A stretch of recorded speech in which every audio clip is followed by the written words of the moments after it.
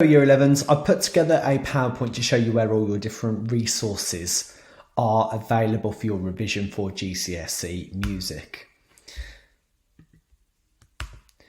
First of all, your music folder. It's probably the most important resource that you can have to revise from. That folder should be organised, and it should be organised by area of study. Sometimes I will need you to bring your folder into school, but I will give you kind of advance notice of when you can take that home. Particularly the next couple of months, it's really important that folder remains in school or is brought to your music lessons, because there's going to still be information that needs to go back to you. But after Christmas, for sure, those folders can be something that can primarily be based at home rather than in school. Secondly, we've got the official revision guide. I found this is exactly what it looks like in terms of the picture of the front cover.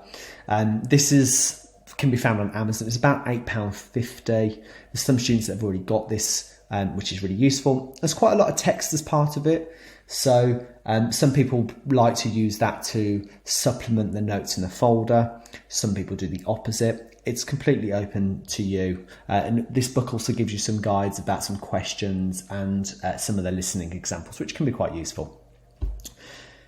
I put an awful lot of resources available to you via Teams. And what you should now be aware of is that there is a second channel in our class, which says revision. And then if you go into files, there'll be a folder called revision resources. And in there, I'm gradually uploading PowerPoints and other resources that might be useful to you over the next kind of 8-9 months as you revise. They are there for everybody. So please, if you're going to use it, please just use it in viewing mode so you can look at the information, you can watch the videos. Please don't start editing anything. If that's in the files section, you'll also be aware that there is obviously the post wall within that revision channel. And I've uploaded a series of Kahoots and YouTube playlists. Again, there's still more that I need to upload, and I'll do that gradually over the next few months. But you can go into there, you can play the Kahoots by yourself or with others, and you can add these YouTube playlists to your playlist as you walk and get the bus to school, and you can start to listen through some of the music to get quite familiar with that. BBC Bitesize, very, very useful. It's useful because it can allow you to go through the musical elements, so Mad T-shirt, but it also has some content about the different areas of study as well. If you're unsure of keywords or, for example, like what tonality is and what words might come under that, I'd advise you to look at the BBC Bitesize website prior to just searching for things on Google, because Google can often give you the wrong bit of information or overly complicate things. Bitesize is designed in such a way where it will give you definitions and it will give you some simple explanations too.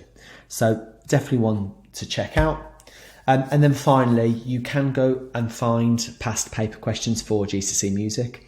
However, can I ask that you do not do this for the time being, including as you prepare for November assessments.